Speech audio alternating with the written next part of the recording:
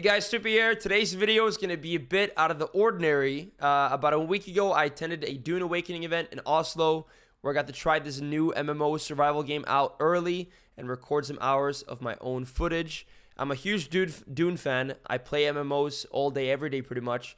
So for me, this game is very exciting and I can share the gameplay with you guys. So yeah, we're going to showcase gameplay, voice over some gameplay, and then in the end, kind of talk about my overall thoughts and feelings from what I experienced in Oslo. So let's dive into it. I hope you guys enjoy. Okay, so first things first, character creation. So you load up the game, it's time to customize. In WoW, it's quite limited. That's where I come from. In Dune Awakening, it is insanely detailed, almost to an overwhelming extent for someone like me. But that's a good thing, though, in my book, because I like customizing, and I can spend hours just tweaking things here. But you can change literally everything, the width of your chin, the depth of your mouth, down to the smallest details. So you can look like anything from a Harkonnen to an Atreides, and everything also in between. Keep in mind, in Dune, aliens and stuff is not really a thing, so you're going to be a human. But yeah, you can look pretty much any way you want to within that. So there it is. Customization gets a big thumbs up from me. I hold at your neck the Gonjabar, the high-handed enemy. Don't pull away or you will die. To avoid any heavy spoilers in this video, we're mostly going to stay clear of cutscenes and mostly stick to the gameplay. But I do kind of want to set the scene of this game and kind of explain the universe that this is taking place in. Because if you read the Dune books or seen the movies, you will know that Paul Atreides is the main driving factor between where the story goes. Once he's there, things kind of go down a certain way, and it's quite predetermined in that regard in terms of the game. So what they did, what Funcom did with Dune Awakening, is make it so that Paul Atreides is never born.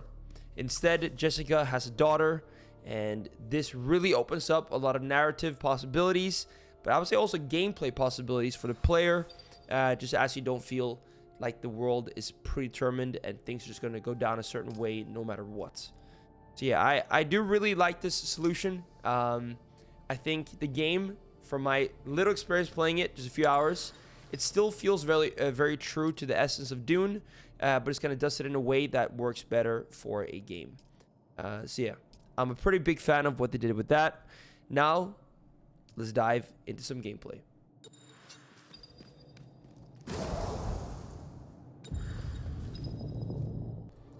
On a desert planet like Arrakis, water is very important. Staying hydrated is something you got to keep in mind. And this is a survival game, so you have a hydration bar. So you can see bottom left, you can actually hydrate up the first bar by licking this kind of plant.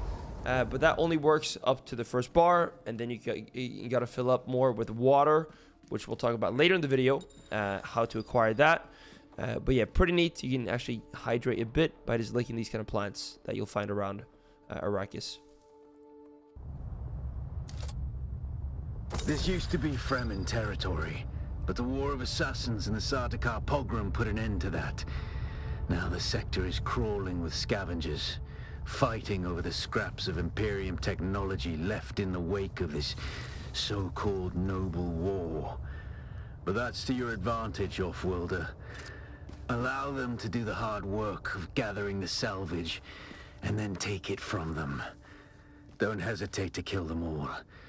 They would do the same to you. I'm a little hazy on the specifics. Attack!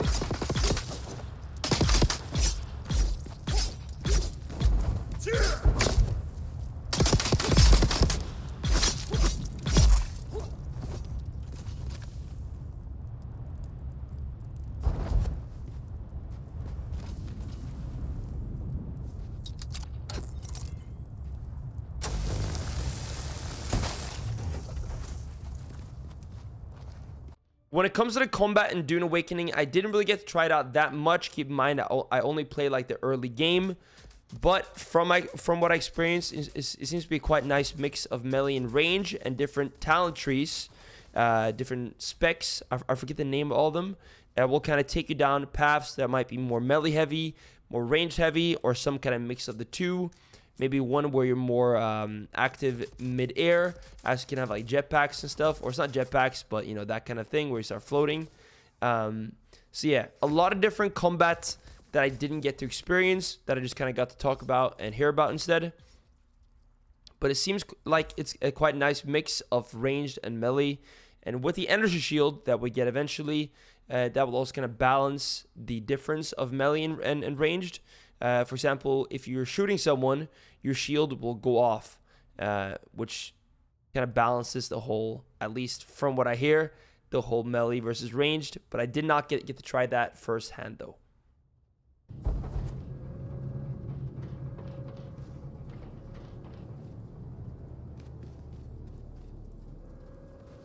I need help.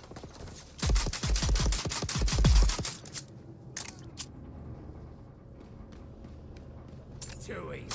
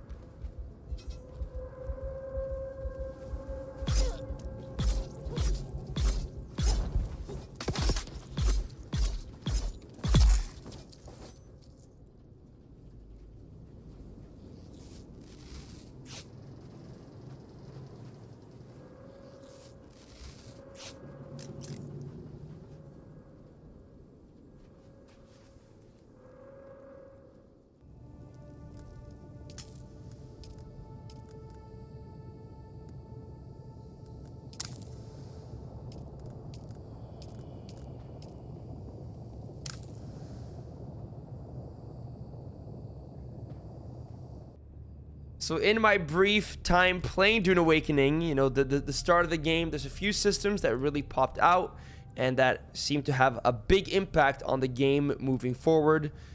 Those two, crafting and building, like building bases and stuff. See, the whole crafting system is very, very vital. You craft your weapons, you craft your gear, you farm the mats, and then you just make them. It's pretty nice. You can move around as they're being made. So if something takes a bit more time, it's not really like something you have to sit around and wait for. You just start it and get moving. But yeah, so crafting gear, weapons, seems like a very nice system with a lot of depth. Again, I only scratched the surface, but I did quite like it, and it felt quite intuitive. So yeah, crafting system seems good to me. Then we have the building. For me, building is not really something I'm used to in games, as I come more from, you know, a WoW background and not so much a survival game background. I have played though some Subnautica, and I did quite enjoy the building in that game. And the building in Dune seems to be quite familiar. A lot of depth in what you can do. Seems to basically be limitless in what you can make. It does have like some kind of structural limits, as you know, gravity is a thing in this game as well. So you got to kind of have a solid foundation to build upon. I think my brother will love this. He likes Valheim a lot. So I think this game is going to be right up his alley. For me, though, I'm a very bad builder. With time, I could probably improve a lot here. But it was still fun. And yeah, I did enjoy the building aspect, even though it's not really something that I'm looking for in the game. There's a lot more to show from my few hours of playing the game. I also did an interview with one of the producers, Nils, which was really nice and actually gave me a great kind of insight on how they think about it from behind the scenes, the story, but also the gameplay, PvP even as well. I'm a PvPer. I will dive into that more probably in a future video. But yeah, overall, I think Dune looks really good. It's more of a survival game than like an MMO, at least in the start. I think later in the game, the MMO aspects kick in more, as it becomes less about survival and more about, you know, gaining power, guilds, stuff like that, world PvP. which I'm very excited about, and hopefully I'll get to play that soon. But yeah, so overall, I think it looked good. I'm hyped for it. The whole survival aspect, we'll see how much I like that in the long run. But I'm very happy with what I experienced in Oslo, and I'm very hyped to play some on the closed beta. I'll see you guys in the next one. Thanks for watching, and take care.